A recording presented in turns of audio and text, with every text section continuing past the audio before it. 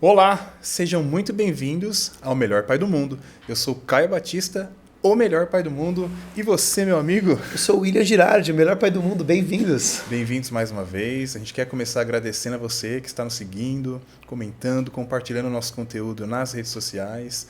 E essa mensagem aqui, essa missão do Melhor Pai do Mundo, tá chegando aí na casa de vocês, né?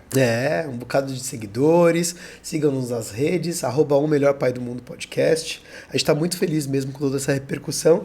E tá virando uma missão de vida, né, Caio? Missão de vida. A paternidade é para sempre, né? Então, a gente tem conteúdo para sempre. Isso é muito legal de saber. No começo nós tínhamos dúvidas se nós teríamos conteúdo. Me lembro do Caio falando, será que a gente vai ter conteúdo para fazer um bocado? Porque a gente não pensa em parar, hein? A gente não vai parar, não. E sim, nós percebemos, à medida que gravamos, à medida que trabalhamos no Melhor Pai do Mundo, que há conteúdo quase que infinito, Isso, né, Caio? porque os filhos vão crescendo, vão vivendo outras fases, novas experiências, e aí a gente vai sendo impactado com isso também, né? Ô, Caio, eles Caio, vão trazendo novidades o tempo todo pra gente. E você fala da criança, né? Você está falando dos nossos filhos. Para quem não viu ainda ou viu os outros episódios, nós temos Emanuel, de 7 anos, Luísa e Léo. Luísa com 6, 6 quase 7, e Léo 4. e Léo 4. São crianças. E com alguma frequência agora, estando no Melhor Pai do Mundo, a gente se depara com pais de adolescentes. E eles falam, é uma outra realidade. Ou de jovens adultos, né? Mas jovens lá na escola adultos. tem agora o pessoal do terceirão prestes a prestar vestibular, iniciar ali uma vida adulta. Sim. Estão cheios de incertezas, de dúvidas. Eu fico imaginando o pai deles, assim, né? Nós vamos trazer pessoas para falar sobre a paternidade também de outras versões, né? Crianças de outras versões, idades. Não é? Hoje mesmo eu conversava com um amigo e ele dizia, o filho passa a se desprender um pouco de você na adolescência. Caio e eu não vivemos isso. Por isso, Ainda então, vai chegar nesse precisamos trazer pessoas aqui para discutir também a paternidade em outros contextos, né? Tem até uma história interessante dessa semana que uma estudante do colégio, ela menstruou pela primeira vez. No colégio. Uau! E aí, obviamente, ela ali procurou ali uma ajuda de uma colaboradora, né? Uma mulher, mas depois ela me contou e eu fiquei imaginando como é que vai ser quando isso acontecer com a minha filha, né? Como que eu posso ajudar nesse sentido? Preciso buscar, preciso estudar sobre. É algo Então, que mexeu bastante comigo essa semana, mas são esses desafios que vão chegar daqui a um tempo. E a gente falava muito de tudo isso que envolve a paternidade, né? No pai com P maiúsculo. Dar conta de tudo, participar ativamente da vida do filho, lavar, passar, cozinhar, preparar a lancheira, levar no pediatra, enfim. E eu e o William conversando, pensávamos onde encontraremos tempo nessa rotina maluca para cuidar da gente. E como é que é se autocuidar, né? Porque não que a gente viva um outro personagem, a questão aqui não envolve personagens, mas são contextos bastante distintos, especialmente quando nós somos pais divorciados, que envolve a rotina com a criança e a rotina sem a criança, né? Então acho que isso também é uma pauta interessante. Mas você o não autocuidado... acha que com a criança, quando a gente está com os filhos, de certa maneira a gente assume uma postura de não, tá tudo bem, né? Você não quer transmitir talvez nenhuma insegurança, nenhum problema, a gente assume meio um personagem de que, cara, tá tudo bem, eu tô ótimo, meu filho só vai me ver assim. O Caio me viu esta semana fazendo uma gravação em inglês, em inglês pro meu filho, em que eu imito a voz de um palhaço que nós gostávamos quando éramos... quando ele era menor, né? O Patatá. Do Patati Patatá. Faz aí, e aí eu faço. Não. E aí eu falava em inglês com a voz do Patati, né? E estava ali fazendo aquele personagem que era o pai mais bem-humorado da época em que ele era menorzinho. Então, sim, talvez, Caio, a gente assuma alguns personagens, principalmente aquele, não do super-herói, mas aquele que não pode estar frágil, né? Eu não sei se é uma boa. Definitivamente acho que não, né? Aliás, eu acho que a gente tende a fazer isso, é importante para os filhos. Eu lembro, tem algumas histórias de infância, assim, de uma época difícil, difícil financeiramente, assim, da minha família, né? mas que eu não senti, não carrego nada, assim, nenhum grande trauma em relação a isso. E depois, com mais maturidade, eu me lembro de conversar muito com a minha mãe sobre isso, e a gente fez algumas referências àquele filme A Vida é Bela. Sim. A criança está no meio da guerra, Sim. mas ela não percebe que ela está no meio da guerra. Porque o pai foi tão brilhante nesse sentido de não deixar com que a criança sofresse os impactos negativos do que é viver ali naquela circunstância, né? E carregou um peso muito grande, né? Mas quando a gente pensa no autocuidado, é isso, é encontrar um caminho de cuidar da gente também, né? Porque Sim. o pai que não cuida de si não vai estar bem para cuidar do filho. Pode até tentar transparecer, pode até ali assumir esse personagem que a gente comentou na frente da criança, mas em algum momento a bomba estoura. Pegando o gancho no que você disse sobre o filme, né? Lançaram há pouco tempo um filme chamado A Melhor Mãe do Mundo. Foi na semana do Dia dos Pais. Foi na semana do Dia dos Pais. Eu fiquei até bravo com isso, mas o filme realmente é sensacional. Entrou em cartaz, eu fui assistir, e também conta a história de uma mãe que se desdobra para fazer com que os filhos cresçam bem. Então ela vive a mãe e o pai é um pai ausente. E ela se desdobra, e também tem essa história de criar um personagem de que tudo bem, dormir na rua é uma aventura. Né? Olha só que duro. E que profundo, né? Olha o que essa mãe teve que fazer e criar. É uma aventura. Vamos criar uma cabana aqui na rua, né? Algo assim, né? Pra parecer falar, que é algo só, menos... vamos acampar. Vamos acampar. Lembra das aventuras? Vamos acampar. Mas eu acho que a gente se vê em vários momentos fazendo isso, né? No dia a dia. De ter um problema, às vezes, grande, de não querer transparecer e tentar ser criativo ao ponto de fazer uma referência, uma alusão a isso, né? Eu ia falar para você essa questão do personagem, né? Porque eu acho que a gente tende a assumir essa postura de que tá tudo bem na frente deles, obviamente. E tem que estar mesmo, né? É tão bom ficar com eles. É tão bom ali. O ambiente fica diferente, né? A casa fica mais alegre. Mas a gente tem que pensar se a gente está bem. Então, eu lembro que, falando do filme, né? Fazendo referência à Vida é Bela, pós-divórcio parecia uma guerra, parecia que tudo tinha acabado. Então, na frente deles eu estava bem. Por trás eu estava fazendo o quê? Buscando ajuda. Então, eu fui imediatamente para a terapia, onde estou até hoje. E acho que a terapia é algo... Acho não, né? Acho que todo mundo sabe disso. É fundamental para todo mundo. Equilíbrio emocional, inteligência emocional, para a gente conseguir tomar boas decisões quando a gente está falando de criação de filho. Então...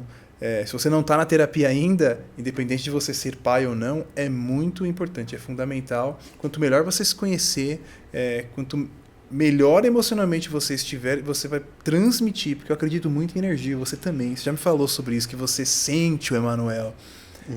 E as crianças também sentem muitas coisas que a gente transmite. Então, equilíbrio emocional é fundamental. E essa frase é muito boa, essa coisa do sentir, né? Porque as crianças também não sentem. E aí a gente tem uma super responsabilidade mesmo de se autocuidar, né? Porque se Emanuel me sente assim como eu sinto o Emanuel, puxa vida. Então, agora chegou a hora de se cuidar. Porque, como eu disse certa vez aqui, o Emanuel não precisa, às vezes, nem se expressar para eu sentir. E se ele me sente também, Caio, aí eu vou me expor aqui, porque o personagem sobre o qual você falou agora, a meu ver, nem sempre é um personagem. No meu caso, Emanuel me equilibra. Eu acho que há uma grande pressão sobre ele quando eu, que preciso me cuidar, só me vejo bem quando estou com ele. Aí vira uma pressão, né? Porque ele sente que talvez eu não esteja tão bem e que eu estou bem, talvez pela presença dele. Veja, estou especulando aqui, não sei nem se isso é real. Eles não precisam ver a gente bem o tempo todo. Acho que isso já não tem acontece. Assunto e tem problema que não é de criança. E tá tudo bem a gente preservar de certa maneira, né? Mas se o filho só vê a gente bem, o tempo todo feliz, o tempo todo alegre... Tem um problema aí. Tem um problema, porque quando acontecer qualquer problema, parece que vai derrubar de vez, né? É encontrar essa dosagem ali entre o que eu transmito, como eu falo, né? Se seu filho não te perguntou nunca por que você está chorando, ou por que você está triste, tem um problema aí. Sim. Porque o seu filho tem que te ver triste, chorando, quando isso for de fato uma emoção. Uma emoção real, né? Então, independente se é tristeza, choro, alguma emoção, precisa ser expressa e nem sempre é só a alegria. Lembramos aí do divertidamente, exatamente, né? já falamos sobre isso, né? Então, essa coisa do se cuidar para estar bem, dizem, não é egoísmo. Mas eu vejo, às vezes, Caio, que, pelo menos no meu caso, sabe? Porque eu vejo o autocuidado, às vezes, até como uma ferramenta para suportar a rotina. Sem dúvida nenhuma. Né? Depois da terapia, depois que eu voltei a praticar esporte, por exemplo, minha vida mudou completamente. A qualidade de tempo que eu tenho com eles tem muito a ver também com o que eu estou transmitindo de valor, né, de ensinar através do exemplo. Então, eles me veem saindo cedo para ir na academia, eles me veem tendo uma alimentação absolutamente regrada. E a criança aprende assim, aprende pelo modelo. Às vezes a gente quer ensinar tanta coisa com palavras e não são as palavras que vão ensinar exatamente o caminho certo, né? Eu falo da criança observar o quanto você é cuidadoso com a sua própria vida, com a sua vida financeira, com a sua alimentação, né? Com a sua saúde física, emocional, espiritual. Então eles me perguntam muito, papai, você vai cantar na igreja? O que você vai cantar agora? Por que você vai lá? Por que você está indo na academia agora? Por que você está indo no psicólogo? Você vai no psicólogo? Vou no psicólogo também. Então eu estou transmitindo o que para eles? Essa mensagem de que eu preciso me cuidar. A gente fez aquela brincadeira com a máscara do avião, né? Os atendentes os comissários, eles sempre dão aquela instrução, né? Se tiver uma pane, você vai colocar a máscara primeiro em você e depois em quem está do seu lado, depois no seu filho, na sua filha, na sua mãe, na sua avó. Depois. Então, primeiro é você. E não é no sentido de egoísmo, de olhar só para dentro, né? Mas é olhar para dentro para poder cuidar de quem está do seu lado. O podcast O Melhor Pai do Mundo passa muitas vezes, Caio, a ideia de que nós precisamos nos entregar 100% para o filho, para a criança, para o jovem, enfim, porque nosso filho é o sentido da nossa vida, né? E eu tenho uma posição muito clara sobre isso, hoje em dia, né? A gente fala, nossa, eu falava isso com alguma frequência, o sentido da minha vida são meus filhos, né? Ou é o meu filho, no meu caso. Eu tô mudando um pouco essa cabeça, sabe? Porque se isso fosse verdade, caramba, eu preciso me desdobrar o tempo inteiro só porque o Emanuel existe. Não, o Emanuel é um indivíduo, ele tem a vida dele ali, cara. Ele é um cara que faz todo o sentido na minha vida, mas ele não pode ser o sentido da minha vida. E assim, meu coração tem um pedação pra ele. O coração fora do peito. Tem um pedação pra ele. Só que, do meu ponto de vista, a gente não deve ver no filho o sentido da vida. A gente tem nossa vida. A gente vive a nossa vida. E o nosso filho compõe essa vida que é nossa. Até porque se fosse assim, pós-divórcio, por exemplo, eu que hoje estou num outro relacionamento, eu não daria nem essa oportunidade de viver isso. Porque eu já tenho 2 filhos, não tenho mais o que viver. Como assim não tenho mais o que viver, né? Tenho muito a viver ainda. Mas confesso que para mim isso é um pouco difícil ainda. Eu acho que você tem toda a razão quando você fala que não é só o filho, mas eu ainda me vejo priorizando eles demais. E acho que é um pouco natural, né? Sim. As decisões que eu tomo, ou as coisas que eu decido não fazer, eu percebo que eles estão sempre em primeiro lugar, assim. Vou casar, não vou casar, sabe? Sim. Vou viajar, não vou comprar uma casa, não vou. Eles estão sempre em primeiro lugar. É neles que eu penso primeiro. Quanto isso vai impactar a vida dos meus filhos? Então, quando a gente traz esse tipo de assunto de eles são minha vida, porque depois que você é pai, tudo o que você faz impacta a vida dos seus filhos. Sim. Então talvez essa frase ela seja um pouco, né? Eles compõem, essa frase ela seja um pouco até poética, né? Os filhos são a nossa vida. E vejo isso nos meus, assim, eles são a minha vida mesmo. Eu estou tentando viver uma vida em que tenha sentido como indivíduo, né? Como homem, viver minha vida individual, Caio, mas eu não consigo me desprender do quanto também tudo que eu fizer vai impactar a vida deles, sabe? Então, de certa maneira, tá tudo muito conectado. É muito difícil de achar acho que esse é o ponto. Esse equilíbrio é muito emaranhado, né? A gente não pode também tentar separar totalmente e viver 2 vidas como se fôssemos 2 personagens, Perfeito, né? Um equilíbrio tá aí. Tudo muito junto. Sim. É que a gente às vezes fica tentando se provar também, né? Nesse sentido, caramba, se eu falar o que eu tô falando agora, eu não sou um pai que ama tanto, eu sou um pai que tá desprendendo, tá abandonando. Não é isso. Não é isso. É duro o que a gente tá falando aqui. A gente vive muito essa paternidade muito ativa de querer estar ali em todos os momentos, né? Então a gente se sente realmente um pouco sobrecarregado nesse sentido. Opa, desculpa aí, produção. Querer viver o máximo, o ápice desses momentos, né? E eles nos fazem muito felizes, né? Esses momentos com eles, né? Então, é muito difícil de encontrar esse equilíbrio, né? Eu acho que por isso que a terapia ajuda, por isso que equilíbrio espiritual ajuda, físico, né? Porque a gente vai encontrando nesses caminhos exatamente isso que você falou. Outras possibilidades que nos trazem bem-estar, que nos trazem prazer, que nos dão felicidade, né? Que não são necessariamente o tempo todo com os filhos, mas é complicado de achar um meio termo, assim, encontrar o fio da meada. É um emaranhado bem complexo. Eu não consigo pensar em ligar um botão e ligar um personagem, ligar outro botão e pensar em outra pessoa. E agora eu vou trazer um assunto interessante aí, né? Você passou por um bocado de desafios, né? Eu passei por menos desafios que deveria. Como eu já disse para vocês lá no começo, eu sou um filho adotivo. E para quem conhece famílias que adotam crianças, para quem conhece pais adotivos, eles têm receio de perder seus filhos, têm medo de perder seus filhos. E acaba dando tudo muito, e acaba se falando doando além da conta. Às vezes sem sequer se autocuidar. Mas nessa de se doar além da conta, eles entregam aquilo que garante a presença do filho. E, na verdade, o filho estará ali de qualquer forma, né? Não é aquilo que garante, mas simplesmente o amor, a paternidade, a maternidade e a relação da família. E aí, a gente passa a não viver tantos desafios assim.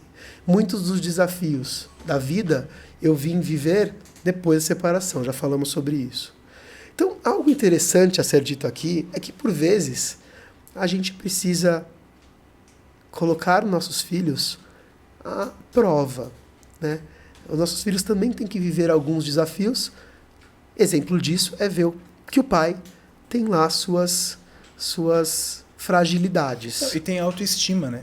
Porque o que acontece também pós-divórcio é que a gente se sente um pouco incapaz, né? Um pouco inferiorizado. Será que eu vou ter a oportunidade de viver um outro relacionamento? Será que minha vida vai para frente? E a gente também passa a se entregar muito mais pro filho, porque a gente fala assim, agora ele está sofrendo, eu preciso entregar tudo para ele. E nessa de entregar tudo, primeiro, não vive tantos desafios.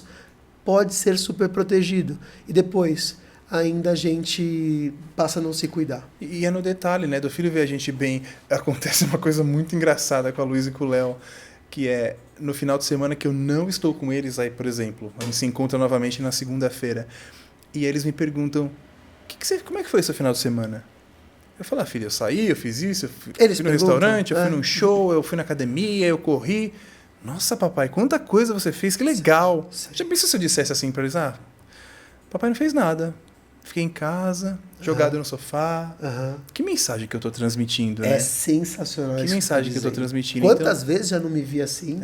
Quantas vezes não me isolei, né? Num momento como esse?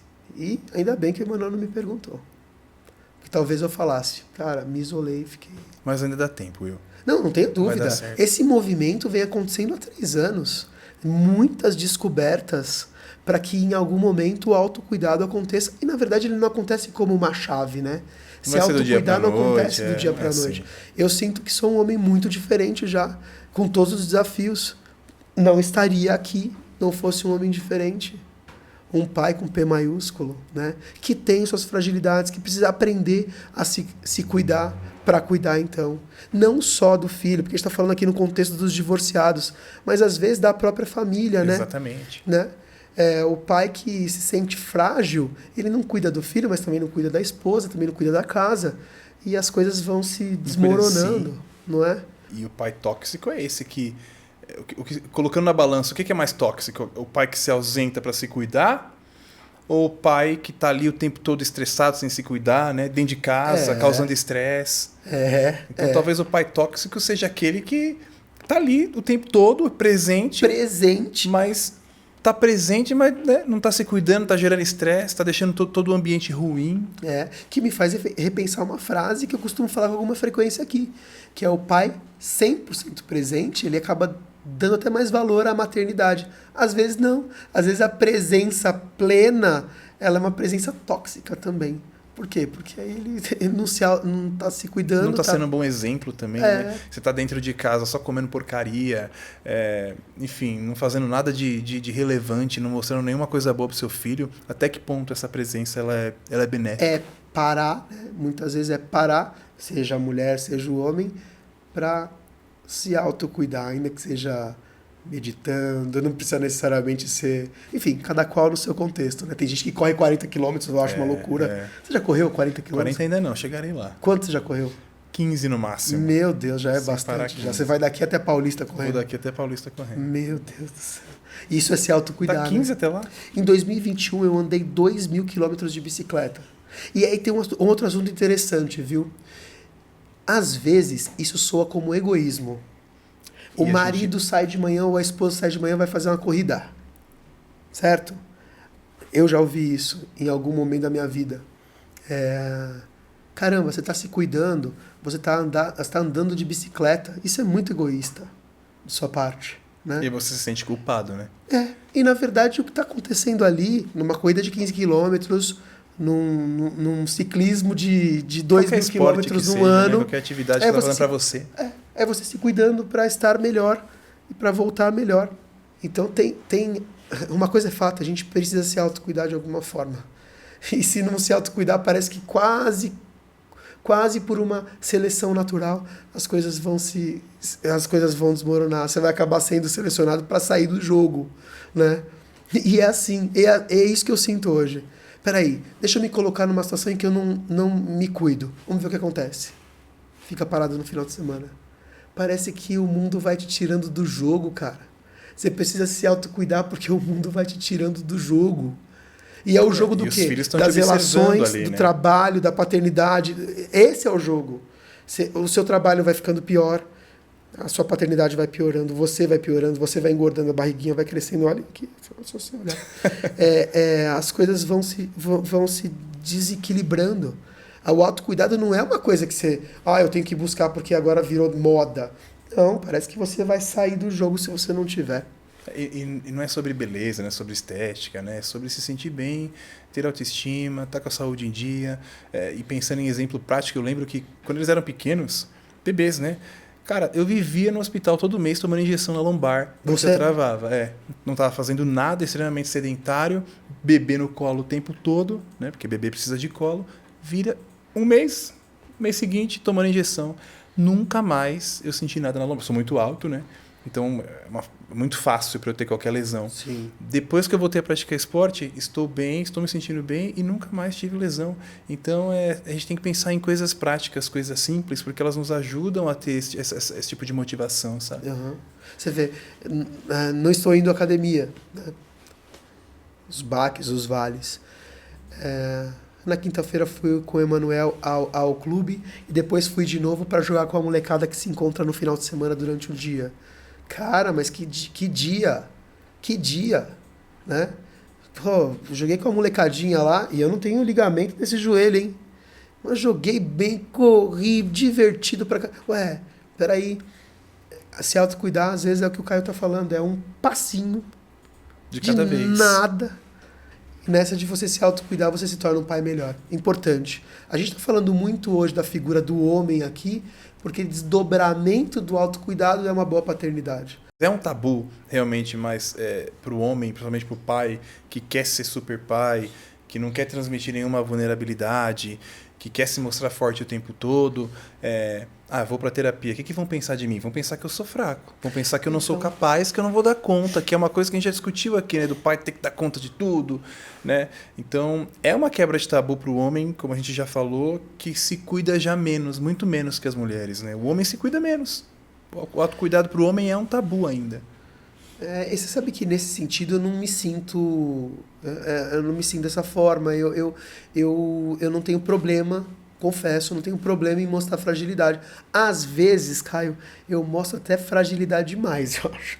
Às vezes eu choro demais, às vezes eu me exponho demais, eu exponho muito minhas fragilidades. Eu acho que o contraponto também não é tão bom. O Manuel chega a perguntar para mim às vezes: opa, e agora? Por que você tá.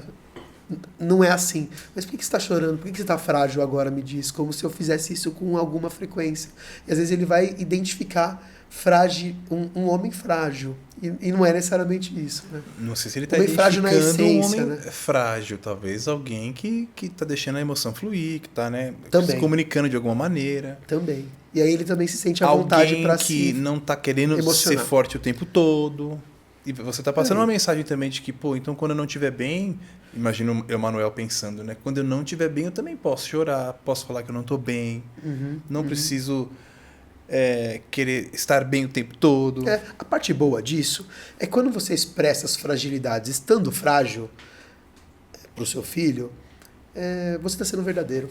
Eu acho que isso acima de tudo, porque se estou frágil, estou naquela ocasião expressando fragilidades com alguma frequência, porque de fato estou frágil, porque de fato estou... Tá sendo sincero, tá genuíno. Autêntico.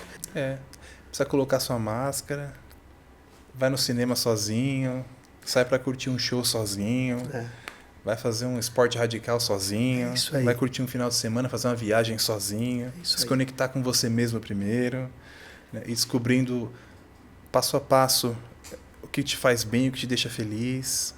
Viver esse tipo de experiência assim, vai fazer bem.